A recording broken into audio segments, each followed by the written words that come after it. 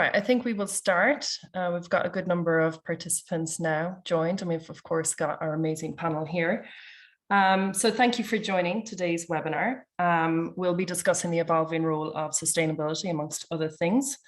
My name is Dee Corrigan and I lead corporate engagement at Blueprint for Better Business, which is a charity based in the UK, and we work with businesses on their journey to becoming purpose-led. I'm very delighted to be joined today by Ali Sheridan, who is a sustainability and climate advisor, but also a PhD candidate. I'm sure Ali, you'll be drawing out some of the points that you're bringing into your PhD candidacy today. We've got Julie Hirigoyen, who is Chief Executive of the UK Green Building Council and also trustee of our charity Blueprint for Better Business. And finally, I've got Kirsty Britz, a practitioner, and she is Director of Sustainable Banking at NatWest Group PLC. So just a very brief bit of housekeeping before I launch into the conversation. This webinar is being recorded and we will share that after the event. We're planning to open up discussion, to gather some audience questions at around 12:50. So if you'd like to ask a question, I'd ask you to pop that into the Q&A function. That's the Q&A function and not the messaging function. Unfortunately, I think we won't be able to get to everyone, but when I do call on whomever question we will ask, Amelia, who is helping me here today behind the screen, will unmute you and you'll be able to ask your question live to the panelist. So let's get stuck in. So I would like to maybe just start by a very high-level introduction and ask each of the panelists, why do you do the work that you do? And what change are you hoping to see in the world or in your organizations through the work that you do? So Kirsty, I'd like to draw on you first. Yeah, thanks, Dee. Hello, everyone. So for me, I've always been really interested in the fact that business as a system has the power to solve, really turn its hand to and solve environmental and social issues and do it in a way that it can be scaled. And it's one of the only systems that we've got that really stretches borders, politics, everything else. And I think once we start to see that, and there are examples of that obviously happening all the time, but that's what really excites me. How do you turn these great institutions that are really good at solving problems for people and turn their hand and their power to solving some of the big environmental and social problems that we face? So that's why I'm in it. That's why I've always been in it. And it's what really still excites me today, and never has the need been greater. Great, thank you. And what change are you hoping to see? Well, I think it's how do you actually exercise that muscle in a habitual way? I think we've been good in pockets, but I think it's still very rare that you see big organizations very well practiced at turning their hand to really solve, understanding and then solving big environmental and social issues. So I think it's improving all the time, but I think how do we institutionalize that? How do we get really good at it? And how do we use that as a muscle that we're exercising all the time in the way that we view performance as a business? So that's what I'm hoping to see, that sort of utopia of integration that we've all been striving for. Great, thank you very much, Kirsty. Ali. Yeah, thanks, Dee, and hi, everyone. So I suppose, I think a lot about that question about what drives me to do this work. And I think if you'd asked me that a few years ago, I certainly would have pulled from my, the usual. I've had a really deep connection to the natural world. I've inherently always wanted to do something good.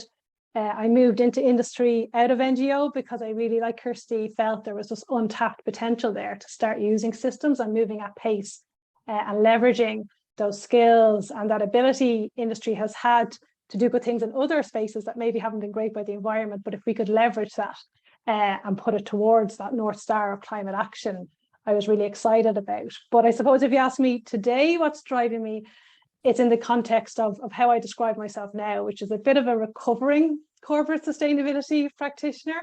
And I suppose somebody who is starting to understand the limits of corporate sustainability in its previous and even its current form, you know, in the context of the scale of the crisis that we face. So in terms of what's driving me now, obviously the urgency of the issue of the day, but also the privilege, right? So the privilege of having been supported, to being educated in the space, being given the opportunity to work in the space and understand the challenges for practitioners that are getting things done. But also, if I'm honest, a little bit of rage, a little bit of anger at what hasn't been done, and not allowing that drag me into the doomism, just completely rejecting doomism, but leveraging that anger to actually getting stuff done. And then again, being honest, probably a little bit of guilt of what maybe I didn't do in my previous years as a sustainability practitioner. So it's a myriad, I suppose, of understanding our previous efforts, of what we've done, understanding the scale of the crisis now, and trying to better close that gap and improve what we do as practitioners in the very limited time that we have left to do something. Great, Ali. And what change would you like to see in the world because of the work that you do? Yeah, I think for me, you know, focusing in on sustainability practitioners would be really to start to challenge what it is they're meant to be doing, you know, and I think there's more work around, are we there to protect the businesses we're in and defend them against maybe their inaction on climate, or are we there to challenge, to transform, to be that constant voice for change and transformation, and to try and understand how we help and support practitioners to do that? Because we know it's really challenging when you're trying to, you know, drive these massive changes internally. It's very easy to start rationalizing and watering down your climate ambition because the systems, the realities, etc. But we are up against it, and we've got to find better ways as practitioners, as a cohort of people committed to change, to work together to break through those business as usual barriers, those rules of past. And that's what really excites me. It's the people who are committed to change, who are stuck right now in the system, but how we can better support them, and as a cohort better enable them to really drive positive actual change. Great, thank you, Ali. And as you said, I think that emphasis on committed to change. Yeah. Great, thank you. Julie. Hi, thanks, Dee. So I guess I could I'm going to come at it from a slightly different angle. I definitely am doing what I do originally from a really strong environmental epiphany. I didn't sort of necessarily, or at least I wasn't super conscious of having nature very, very close to my heart as a child. I don't really remember that. I mean, I think I lived quite a sort of wild and outdoor childhood, but I don't really remember feeling connected in that sense. But then in my 20s, I traveled around South America, and it was a story that I learned in a place called Machu Picchu, which you'll probably be familiar with in Peru, a really amazing place up in the Andes. And that really gave me that epiphany. And it was a story of the tribes that used to live there called the Sun Children.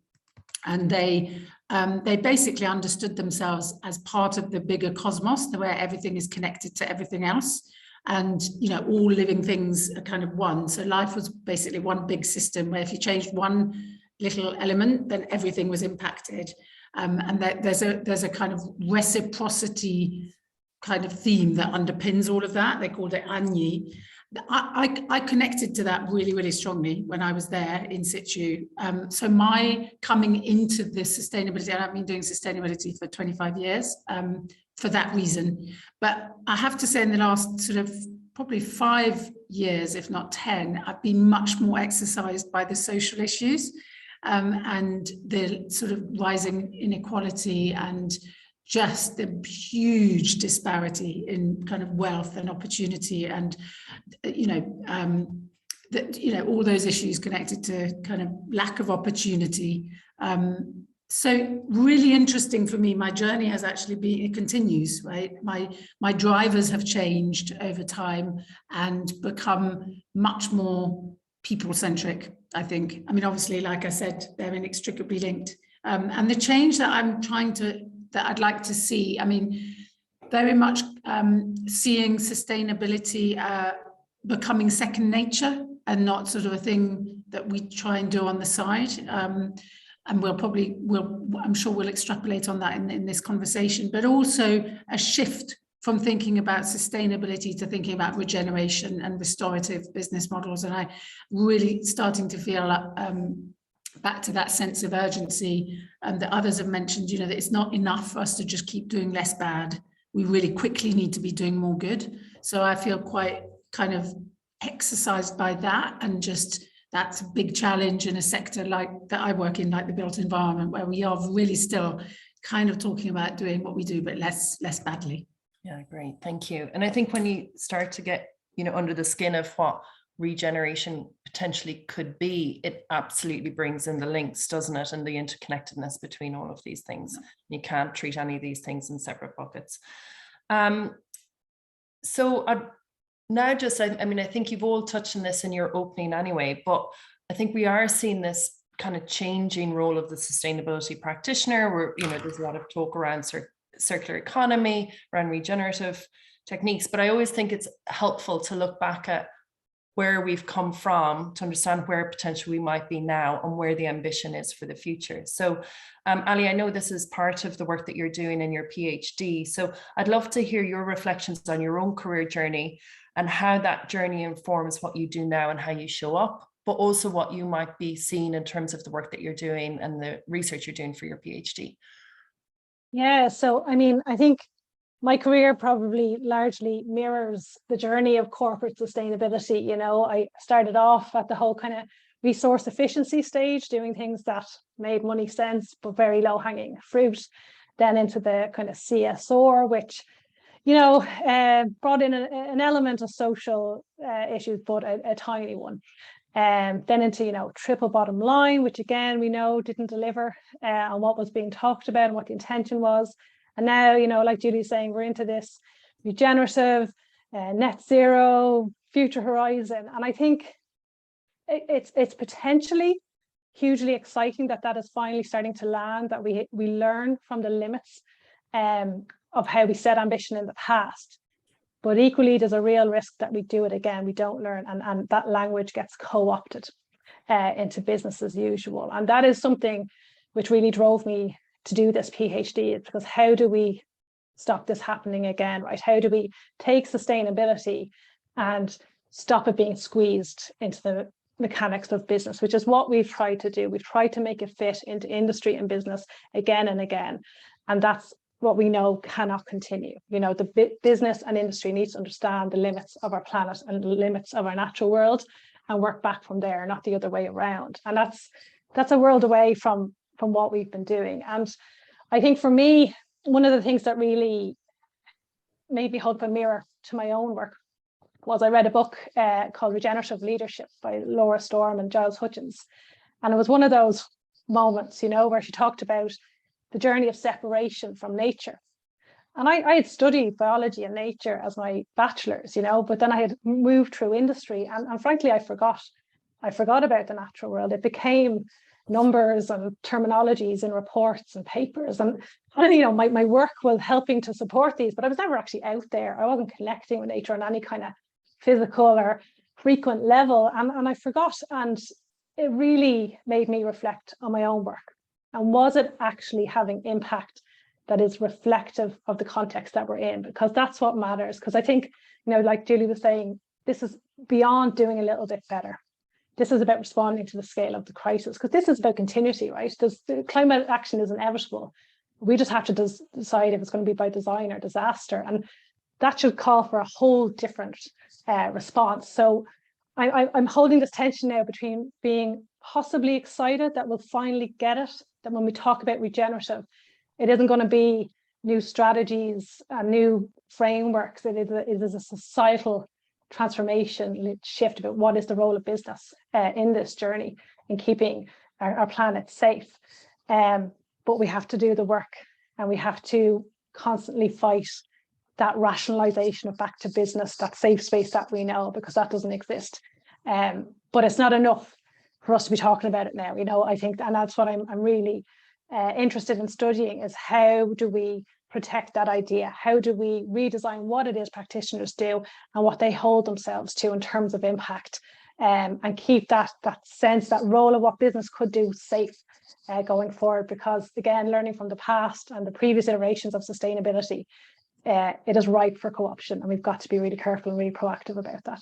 Yeah, thank you, Ali. Kirsty, I'd like to hear any reflections you have on what Ali just said, but also what you're seeing, in particular in the last 2 or 3 years within the bank, what shifts and changes you're seeing. But any reflections first on what Ali just said there?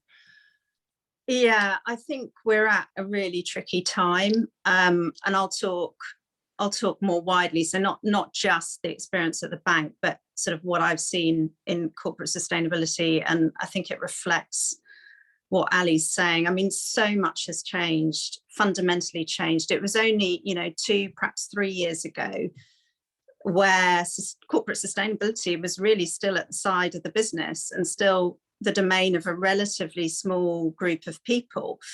And these were people that had really chosen to put their careers at the mercy of sustainability, and the causes within it. And I think, defined really by a group of activists in different ways, sort of serial internal campaigners, I would say corporately relatively irreverent as a bunch, and quite prepared to be slightly unfashionable in terms of what they were trying to do. But here's a group of people that really were passionate, really pioneering, and prepared to try whatever to bend the organizations that they worked within to see what could be done.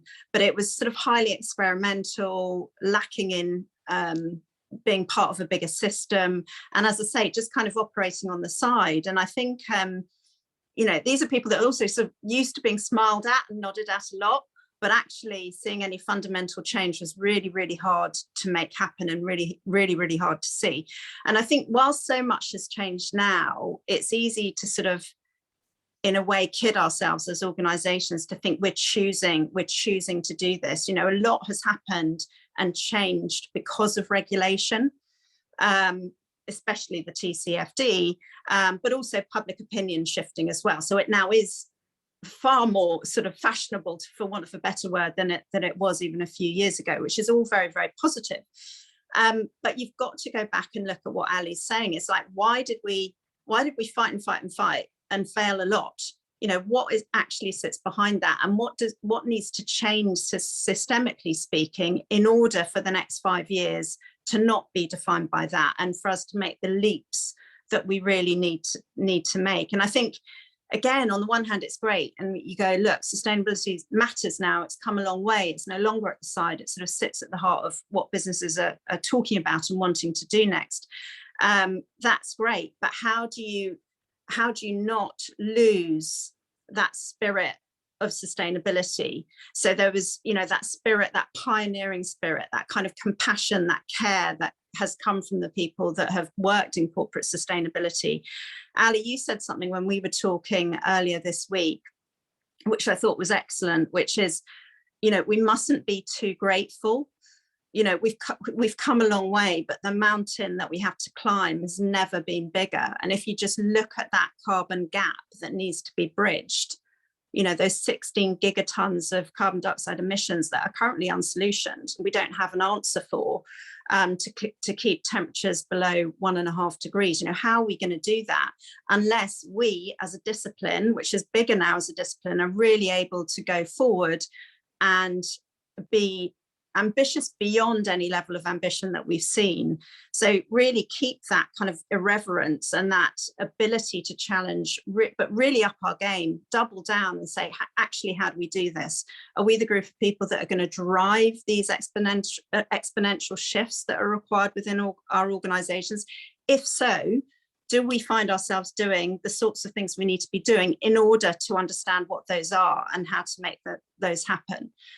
Or are we too busy talking to each other? As sustainability is being institutionalized, we're spending more time in the institution. We need to be out there. We need to be understanding those shifts. We need to be thinking about what a regenerative approach means rather than a sustainable approach, and all of those things. So it's like, how do we move into this next era? Keep what has actually been really special about the last era. And I think there's a lot that is special about that, but shift ourselves, exponentially into this new era with braveness, and not lose. I think the people that really have sat at the heart of that as well, because I think it's hard now, and I do see people kind of coming out of sustainability, and they're the very people that we need in sustainability now, because they've learnt by failing and they've learnt by learning. So, you know, how are they going to take it to the next level as well? So lots to do, but I think you know, we've got to stay optimistic as well, because, you know, be careful what you wish for. If you'd asked any of us 3 or 4 years ago, we probably wouldn't have said we'd be anywhere near where we are now in terms of the level of recognition of sustainability in corporate terms.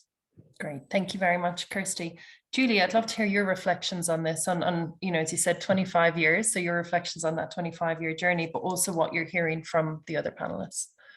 Really interesting, particularly want to pick up on some of what Kirsty just said, because it really find it fascinating. So, I mean, you know, echoing some of what's been said, but I think if one breaks it down to the level of what were we actually doing at different stages, you know, I mean, you know, early in my career was the 1990s, and we were banging on closed doors, as we used to often say. You know, it was kind of, why should you even be interested and concerned about the environment?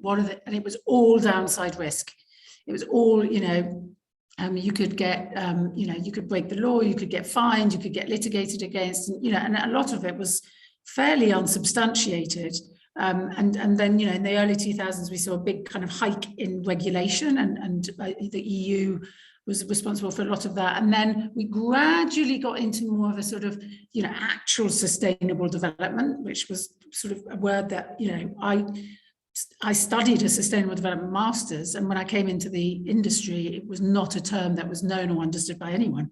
And now everyone obviously is. So I think that shift happened in the 2000s, and there's still confusion, I think, in some sectors and in some businesses around what that really means. It's still very synonymous with environment, rather than being the full breadth of social and socioeconomic issues, and geopolitical issues indeed as well.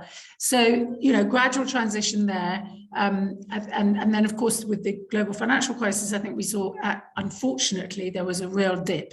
There was a kind of going backwards a little bit. But in that whole era, I think what, as sustainability professionals, we were focused on was, you know, measuring, and not even that well, but measuring, reporting was a really big part of it. It was kind of, you know, as long as you're sort of reporting on and kind of talk about incremental change as usual, you know, reporting on your impacts and 5% improvement, you know, incremental change as usual, as John Elkington would put it. And then in the last, you know, I mean, I'm kind of accelerating, but then in the last sort of 5 years, it's gone stratospherically different. And I think it's interesting to hear Kirsty's reflections on sustainability professionals coming out of sustainability. I mean, I'm not surprised, because for many of us that have been doing it for that long, there is an element of sort of pushing so much water uphill that you end up with a bit of, you know, lassitude.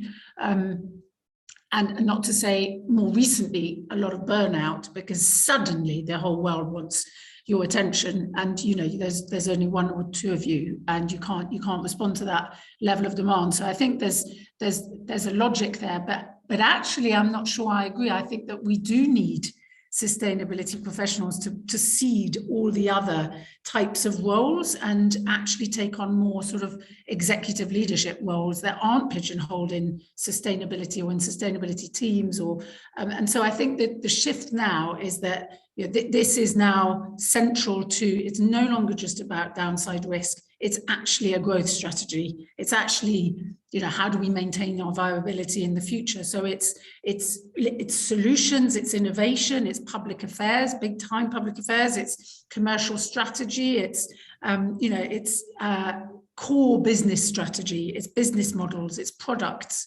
and product innovation. So it's actually shifted from being a sort of discipline in its own right to being core to any organizations, or should be core to any organization's kind of, you know, raison d'etre and composition. And I think that takes us into a place where those original sustainability sort of skills and attributes and capabilities possibly are being stretched and aren't necessarily the skills and attributes that we need of the leaders that are driving this change now that it is going more mainstream. And so I think there is this kind of conundrum, of how do we get the right skill sets at the right level, and actually how do we upskill pretty much everyone and anyone to actually be able to do this day in, day out. It's no longer the discipline of a few, it's everyone's job.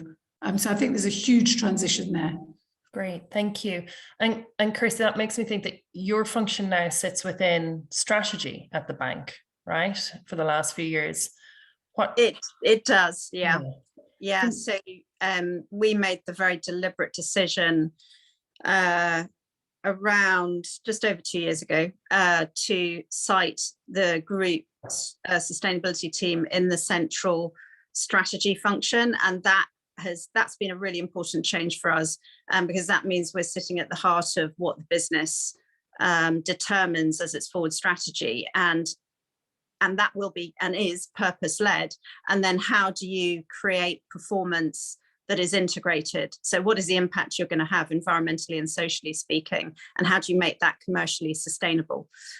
So that's really critical from our perspective. But I think what Julie's getting to is the right question. So there's not enough people that know enough about sustainability. It's spreading, it's growing. There's lots of great training programs, and we do a lot of training for our staff.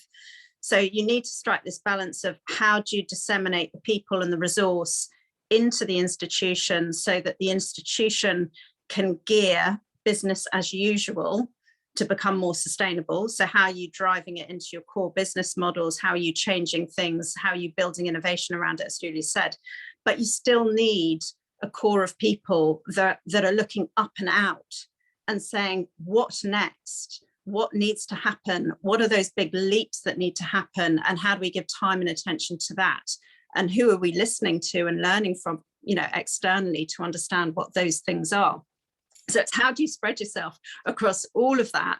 And, as sustainability professionals, we've been quite used to trying to do everything.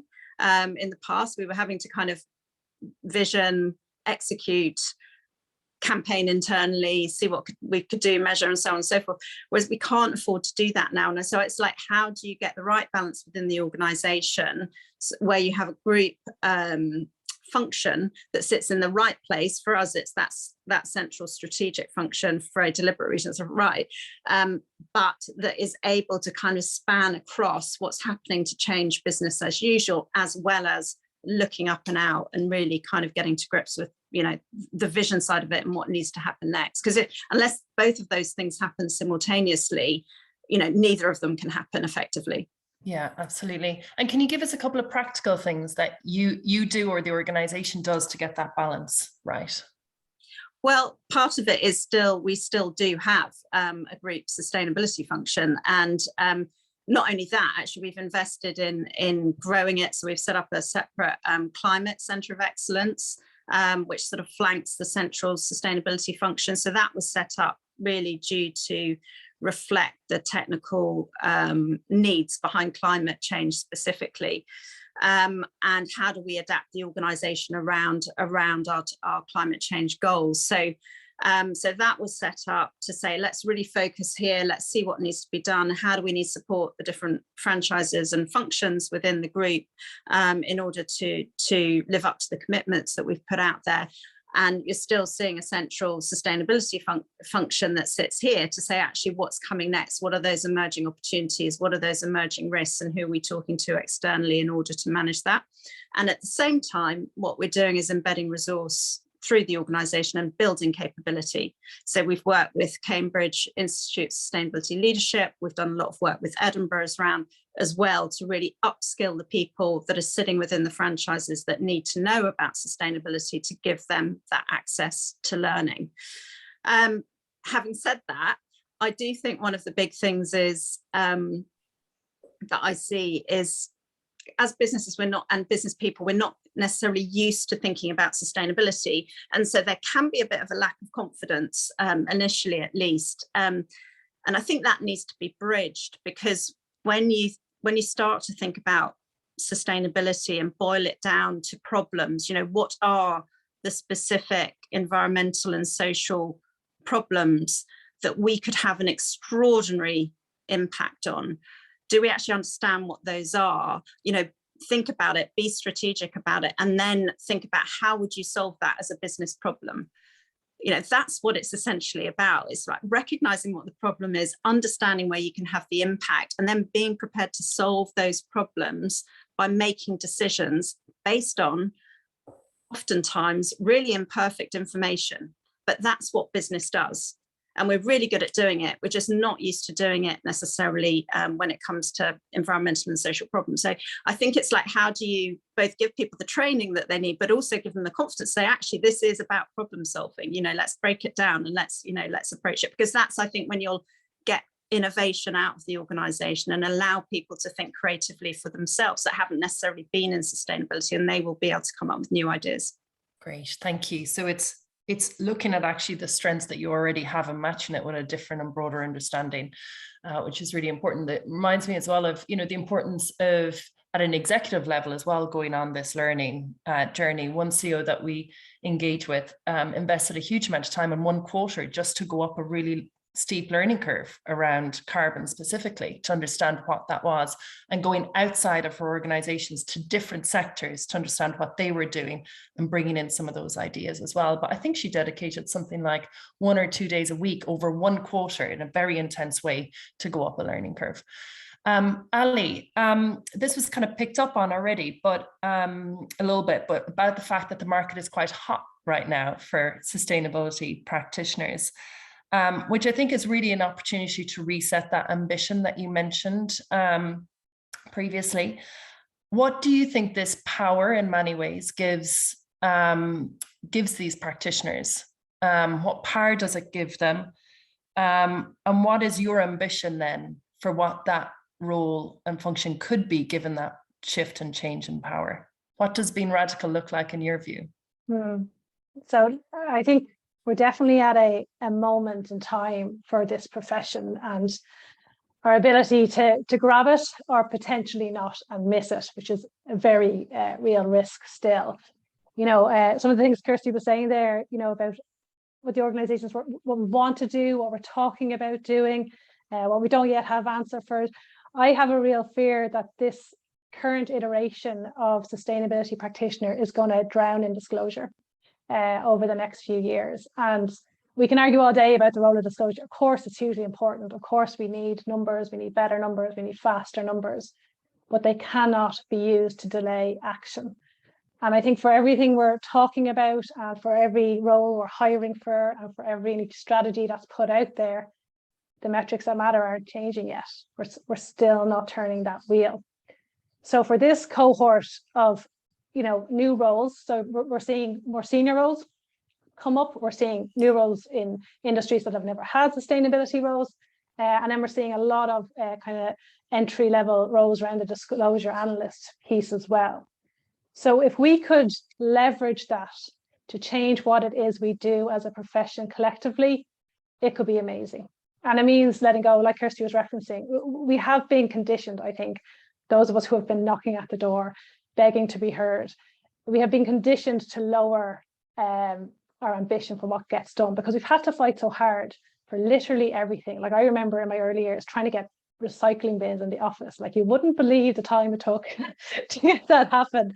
And now obviously things are happening on a much more systemic scale, but it's in no way easy. So how do we let go of that and collectively demand more? And that happens in terms of interview stage, questions you're asking of the company that you're joining. Unfortunately, the research shows that a lot of the CSO roles are there for show, right? When you get into the CSO role and you look at the power that's been given to that person to really challenge and to really change, it's not yet there. And that's what I'm really interested in. I don't have an answer for how do you know when you're actually having a positive impact, or how do you know when you're potentially helping the company put on this front of having impact, right? How do you make a decision when to leave, when to walk, or to stick it out and hope you change somebody's mindset along the way? And it's really hard. So there's no, as I can see, hard and fast rules, but we've all got to get a bit more courageous about what we're asking for permission to do, and to let go of that need to water down, to rationalize our ambition. And because again, you know, you constantly had this discussion about you can't be too radical, right? Because you'll lose the room. You gotta hold back the passion. You gotta meet people where they're at. We have literally years, months left to turn things around, and we should find courage in that to change that conversation. Why are we fighting so hard to be at a table that hasn't been part of the change? Let's build a new table together. Let's, create what it is to be the future of business. And it's incredibly hard. It's an incredible jump away from what we've done, but that's what really excites me. So in terms of being radical about practitioners, the only way we're going to do it is if we do it together, right? Because we have real challenges as practitioner freedom. How much can I speak up before I'm sacked? But they're not going to sack all of us if we're all speaking up. Okay, so there's a collective power here we can leverage. But equally, to both Julie and Kirsty's point, getting out of our roles. We're all stuck in the system. We're all doing the dance that the system is flawed. We have to work within it. We know there's a different future, and it's about how we navigate there. So for me, one of the biggest and the best things I ever did was step away for a little while, and I just embrace myself around climate activists, around different social groups on the ground, and I listened and I learned, and I went back in with a completely different view that helps me challenge what business is currently performing as their best case sustainability. So I want to be hopeful about the upsurge in roles. I am slightly critical that it's just a reaction to disclosure and a bit of a pure front still. But if we leverage it together, we could change that power dynamic, and we can start looking at the role of practitioner as that creator of the future, as that, not just what this business does today in terms of sustainability, but what is the future of business in a planetary limit world, which is, we're nowhere even scratching the surface on that discussion just yet. So it's something I hope we grab, and it's something I think that senior sustainability practitioners need to play a really active role now in protecting the newer joiners and protecting their version of sustainability. Because we have the privilege and the experience of looking at the mistakes we've made and looking at the kind of playbook that's been used maybe to co-opt some of the corporate sustainability. So how do we speak up and use the power and privilege that we have to make sure that those coming behind us can do it as well? Great. And I love that idea of getting the new table as well, but I also think it's really important to create space for people to come together in these roles, to help reset what that ambition is continuously. Yes. I want to just pick up, this is you sent me a report during the week about the change in terms of the roles being hired for now, some more senior roles going into organizations. And as you said earlier, a little bit of a concern about what that ambition is. But in that report, I was struck by the fact that it was a small enough sample, I think 50, but 70% of those senior hires into CSO roles were women. And I'm conscious that we have a panel of women on today's session. So just is this helpful? Is it unhelpful? Is there some sort of trend or something we need to bring greater awareness to as well? And I guess I'm conscious also of the broader lack of diversity that I often see and is visible also on today's panel. So would love to hear your thoughts and maybe some of the other panelists' thoughts on that too. Yeah, Ali. Yeah, so there was 2 recent reports, and again, samples are limited, but they're showing that for those senior sustainability roles, it is slightly heavier weighted with females. So for the optimistic side of me, I want to believe that's a really positive thing. There's definitely a clear argument for feminine skills in this place, maybe not female, but feminine skills, and that whole idea of how we are interconnected and seeing those system links and understanding the ripples of one decision to another, and empathy and emotion.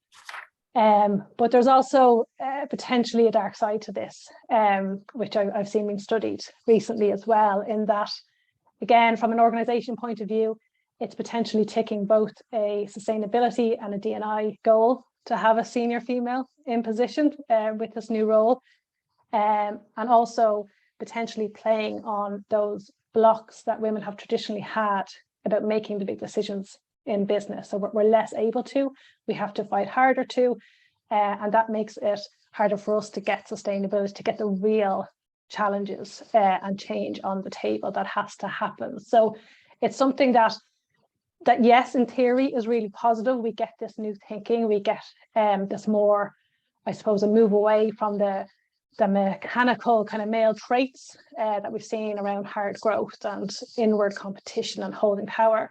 But we have to be really careful again as women with each other, supporting each other, understanding what it is we're being leveraged to do in the role and why maybe that role is being created. And again, letting go of that gratefulness for the opportunity, hoping we have to protect what it is the role from the beginning that we're being tasked to do, and make sure those things are in place that are needed to actually get change happen. Because I think what we see is, again, with the reports in the strategies and all are coming out, but the impact isn't happening behind them. And it's those structures of power that are still there, that are still blocking any kind of progress in this space. So yeah, possibly really good, could change how we approach this, but a word of caution as well in terms of just really asking the hard questions about why this role is being offered to you, and are you sure you're going to be able to get done what you want to get done prior to taking it. Thank you, Ali. Julie, I'd love to hear your thoughts on this, and also, can we really take a more broader integrated approach to sustainability, regenerative, if we're not more broadly representative of society as well as a group? I mean, that's where I was going to go with it. I think it is, my team here, 40 people at UK Green Building Council, which is a charity, is much more heavily female than male, not obviously through any intentional positive discrimination or anything like that. So it is true that there are, and many surveys that I've seen, there is a heavier slant on gender, from the gender perspective, on women rather than men. But as an industry or as a discipline, we are notoriously or appallingly undiverse in other aspects. So be that ethnicity or all of the different facets of diversity and inclusion. So I think there's a really interesting conundrum there, because we're effectively saying we want constructive disruptors. We want people who can think differently about the problem and actually come up with wide-ranging and new solutions. As a result, we need a wide pool of kind of creative, curious people who come from different backgrounds and perspectives, and we really don't have that. It's even from a sort of demographic and kind of social class and all of these things, it's really quite narrow. There's some really interesting stats that have been put out by IEMA, the Institute of Environmental Management, and it's really poor. So I think that we are held back by that, by our lack of diversity as an industry or as a discipline in our own right, which is quite concerning. I wonder why that is, because I'm quite surprised by that, if I'm honest. I think for all the reasons that Ali just mentioned, there are aspects of this that people come into this from the heart as much as anything, and actually having experienced, whether it be injustice or racism or discrimination of some sort or poverty, people will come at this with them, or indeed climate displacement. People will come at this from a much more experiential place, which will drive them to take faster, more urgent and really tangible action. So I'm surprised and concerned, and I think it's something that as business leaders generally, we all absolutely need to lean into, whether that's right from sort of school age all the way through to, secondary, tertiary education and beyond, and grad schemes and professional institutes and it's encouraging now to see that we have a GCSE in natural history. I mean, that's been a long time coming. So yeah, we might have studied biology and things, but really the focus on the intrinsic value of nature. I mean, I did biology, chemistry, all of those topics. It was quite a while ago, but I wasn't taught any of that, even in geography. So I think that's part of it, but also just relationships and people and humanity. So I think it's absolutely crucial that we do that. I think this point about creativity, curiosity, connectedness, these are, and actually, being able to be innovative and disruptive, it's really about asking different types of questions. It's actually about not taking the face value or the kind of business as usual model, on face value, and actually going above and beyond to think, well, how could I ask that question differently to get to a different answer? And I think there's precious few still doing that in the sustainability profession. It's really a sort of innovation. It's actually the birthplace of kind of startup innovation culture.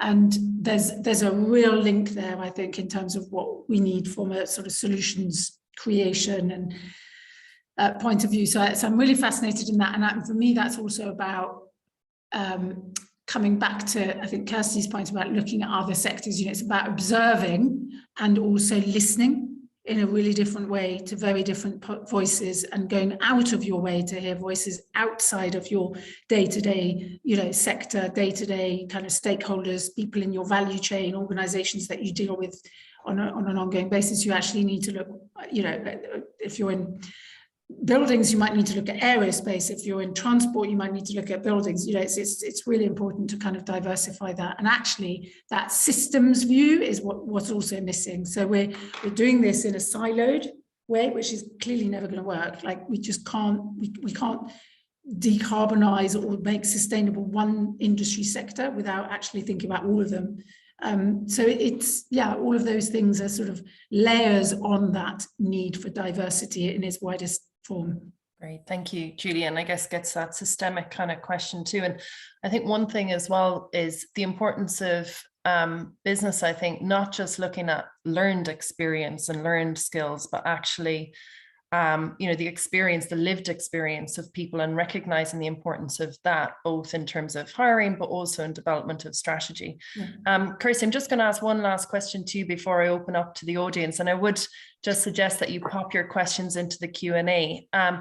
Kirsty, kind of picking up on something that Julie also just said there, but about how do you get closer to the state, to the people who are actually, facing some of these issues, and that actually understanding them and listening to them becomes part of the process of developing your strategy. Because I think one of the things I was always attracted to in business is its ability to be innovative and creative. But I just feel like that's been driven out of industry over the last 10 or 20 years. And I think it's time that we kind of captured that again, but do it in maybe a slightly different way than we have done in the past. So I'd just love to hear maybe what the bank is doing now to approach what you do in terms of strategy, product development, service development differently. So I think a big emphasis on where you start, and you're never starting at the beginning with any kind of strategic cycle really, but how much are you able to say at the front end of this process, we are going to start by listening to people outside of the organization and really thinking deeply about what their problems, concerns and challenges are. And I come back to the fact that what business is, the system of business is geared towards, is solving problems. And it's good at solving problems for people, and it's good at solving problems for the planet if it chooses to be.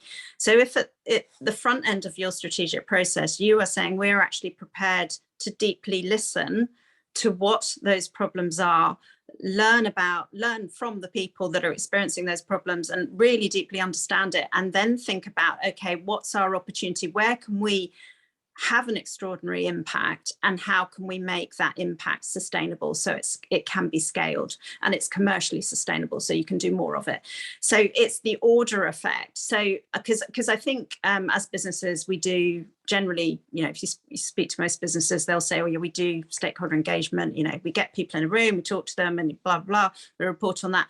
But actually that is quite different to actually getting under the skin of what the issues are, really deeply listening, and then choosing to say those are the sets of problems that we therefore are going to set ourselves about solving.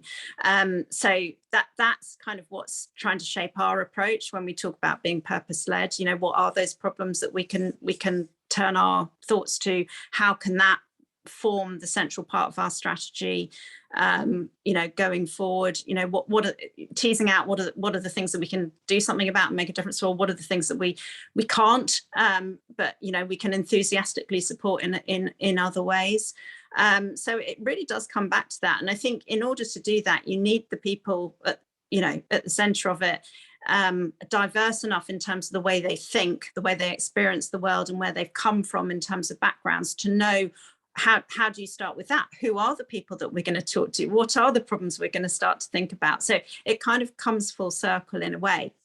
I would say that one of the things about, for all the good things about sustainability being institutionalized, I think I would absolutely come back to that, which is the core sustainability profession has matured around really trying to listen to stakeholders, really trying to understand problems. And I think how do we keep that at the heart of sustainability as a function as it becomes institutionalized, so that we keep doing that, so we don't fall into the trap of just thinking we know the answers, thinking we know what the problems are, because we won't and we don't. And I think that therefore is a core role of the sustainability function going forward, to really play that role and say, who are we listening to, what are we talking to them about, and how are we actually using that to drive our performance going forward.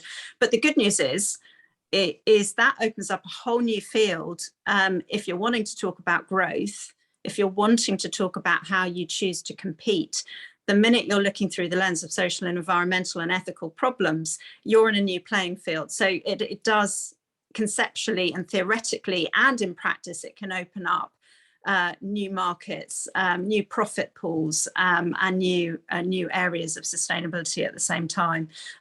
So yeah, I think the more creative we can be about how we do that, the more we do that on a continuous basis as well. So it's not just a kind of one and done, as either as part of the strategic process or as part of kind of stakeholder engagement through the course of the year, but it's a continual kind of performance management tool in a way. Okay, when we think about how we've performed this quarter, who have we spoken to? What have they told us? What have we learned from them? And what therefore are we prepared to do differently next as a result of listening to people outside the organisation? So yeah, with all of this, I think that the main thing is not to just engage internally at the expense of, doing that engagement and listening externally as sustainability kind of grows up into the organisation. Keeping that pipeline of diverse opinion and challenge that we do, we know how to do that, and we need to bring that to the organisation in ways that we've never managed to do it before. Great. Okay, so I'm going to turn to the audience questions, and I'm actually going to start one from Karen Tracy, which I think is around cost of living, which is very important, kind of building on what you just said as well, Kirsty. How are we understanding the impacts of that on our stakeholders? So Amelia, can you unmute Tracy to ask her question, if that's possible? Hi everyone, brilliant session, really inspirational, thank you. Yeah, so how do you see the cost of living crisis impact on sustainability and transition? And household finances are, I guess, tighter than they have ever been, and how can we avoid sustainable options really only being for the better off of society? Ali or Julie? Ali, I'll let you, or you came up. Yeah, thanks, Elaine. Great question, Karen. I think it speaks to another bigger truth that we need to have to face around corporate sustainability. This idea that there always has to be a business case around sustainability, that it has to be a win-win, and that it will deliver growth and more profits, I think we have to challenge as sustainability practitioners. And the cost of living crisis is just another example of why we need to do that. If this is about true transition and this is about true sustainability, it will be for all and to the betterment of all, and not for one industry's growth or one product in a diverse portfolio. And the quicker we get to that realization around the societal need for this shift and working back from that as businesses, the quicker we get to true sustainability. And that's because that's another co-option that's happened, right? The premium products, highlighting the one conscious collection when 95% of the rest of isn't happening around sustainability. So I think we should never look at these crises separately, which we've been really guilty of doing, and we have to understand their complete interlinkage. We don't solve social issues and social injustices, we don't solve sustainability. It is going to have to be fair. And now what we have is this tension between it has to be fair and it has to be fast. And that's why I think we need to take this moment as practitioners and start pushing for more on that, and not always feeling and rejecting the fact that we need a business win-win case on this, because we ran out of time, I think, for that. And I think, again, the realities of things like social crisis should help that discussion and should hold us true to what it is we're trying to do. Yeah, great. Thank you. It's also interesting whenever people refer to the business case around things, it's automatically assumed as the financial case. So that's, yeah. So like, how are we thinking about these definitions and the usual words that we use? Julie? Just a quick one. I know there's lots of other questions, but I can't help but not bring in the building aspect here. I mean, we've been banging the drum, as has every other NGO, whether they're concerned with poverty or buildings or climate or what have you, that there has never been a more obvious moment for us to do energy efficiency in our homes. You know, we've got probably 35% of our population that are going to be in fuel poverty by the winter. And that is absolutely shocking in a first world economy. It really, really is. So I think it shines a really strong light on an aspect of complete sustainability. You know, it's about energy usage, it's about carbon, but it's also about people and being able to afford heat or food or what have you. So yeah, it's devastating and deeply frustrating to think it's taken a crisis for this to. And it still hasn't, the penny still hasn't dropped with government. So yeah. One last question, I'd say we'll probably just have time for one more. So I'm going to go to Roger. Roger, if we could, Amelia, if you could unmute Roger, please. Thank you, Karen.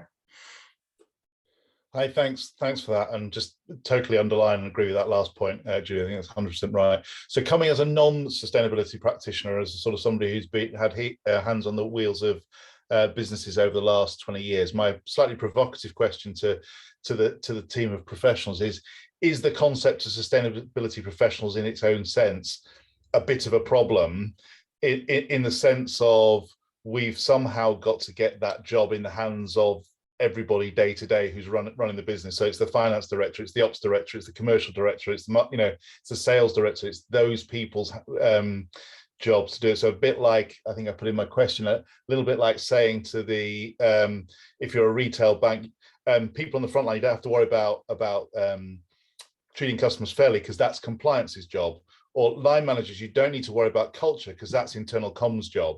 So I guess my interest in that sort of that sense of where we are on that journey and how we get that knowledge up and that embedded much more in the day to day. Yeah, great. Thank you, Roger. It makes me think that so oftentimes in organizations, you feel everyone has a responsibility for finance and a dotted line to the CFO, but it doesn't necessarily happen with other functions. Who would like to respond to that question? Kirsty, I see you coming off mute. Yeah, I think that's one of the central questions. How do you effectively distribute accountability of sustainability and the performance of sustainability through the organisation in the context of an organisation and people that aren't, as I said before, perhaps confident or knowledgeable about what that actually means and how it pertains to their day jobs. But unless you're able to do that, you're still going to be operating with a kind of smallish core group of sustainability people at centre, trying to do everything from sort of figuring out the issues, creating longer term plans through to forcing execution to happen in parts of the business. And that's just inefficient and ineffective. And that's why we're not where we need to be after 25 years of 30 years of corporate sustainability, however long it's been. So the quicker we can find models and ways to embed the accountability for sustainability into the different functions, franchises of the business, and work with them to understand, what does that actually mean? How does that translate into the work that I'm doing, what my objectives are, and what my good performance in terms of sustainability can look like. So that needs to happen alongside kind of the right levels of training for the people that need it to kind of bring the capability up, as well as I would say that's very systemic replumbing of the organisation to build decision-making processes into every decision that gets made that factors in what is the social, environmental, ethical positive and negative impacts of this thing that we're wanting to do, and actually do we understand that, and how are we managing ourselves around positive actions towards that. So I think it's got to be a combination of those things, along with having the culture and the leadership at the top that's saying, actually, we're prepared to be led by this, we're prepared to make our decisions driven by sustainability at every level of the organization. So sort of, again, quite easy to say, really hard to do, and it does take time. I mean, my personal view is I think there is still a need for a very strong central sustainability function at the moment in many organizations. We've spoken for years about, actually, our job is to make our jobs redundant, and I think that's still the hope, and that's still the vision, but I think we're still a long way until we get to that level of maturity where that can actually happen in practice. So I guess there's still a job to be had at centre for now, at least. Thank you, Kirsty. And I think when it comes to that decision-making process, that it's built into the development of the thinking around the decision and not seen as a compliance tool to rationalize a decision afterwards, right? Which is sometimes what we see happen. Ali, I'm just going to get your final thoughts on that, and then we'll look to close up for overtime. Yeah, I'll speak fast. Really interesting from the research I'm doing coming out is this unintended and understandable gatekeeping of the role, particularly from people longer in it, right? And that comes from, they've been in it, they fought hard to be in the positions that they're in, maybe slightly overwhelmed with the new level of new entrants into it, and the fact everyone is trying to take it because it's the shiny new thing, right? That's been talked about on panels.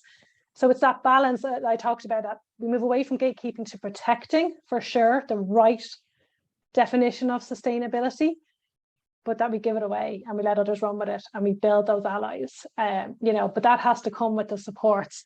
And like I said, that right side of sustainability, because there's a very real risk if we disperse this too quickly and it's everyone's job, we'll go right back of a decade to what version of sustainability we're working towards, because we've all had to get to the journey of the mistakes and understanding the scale of what's ahead. To be at this current thinking, it doesn't happen quickly. So how do we guide others on that, but then give it to them and let them run? And there's a fine balance to be there. And I think we have to be quite humbled in what we're doing in our own roles as well, making sure we're not blocking others out, we're welcoming them in, and trying to do that dance again. Right. Fabulous. Thank you very much, Ali. Well, we are over time, and I'm sure there was a lot of questions there that came in near the end. So I will have a look at them and maybe look to see if we can address those offline. But thank you very, very much to Ali, Kirsty and Julie. I mean, it was really amazing to have this conversation. We had a prep call as well. And I mean, there was such richness every time. You bring people together with slightly different perspectives, different experiences. And so I've just really learned a lot from just listening in on those conversations that you've had. And I hope that the people who've joined today have taken something away with them as well. So thank you very much. And we will share the recording afterwards, and have a good rest of Friday and a wonderful weekend to everyone. Thank you.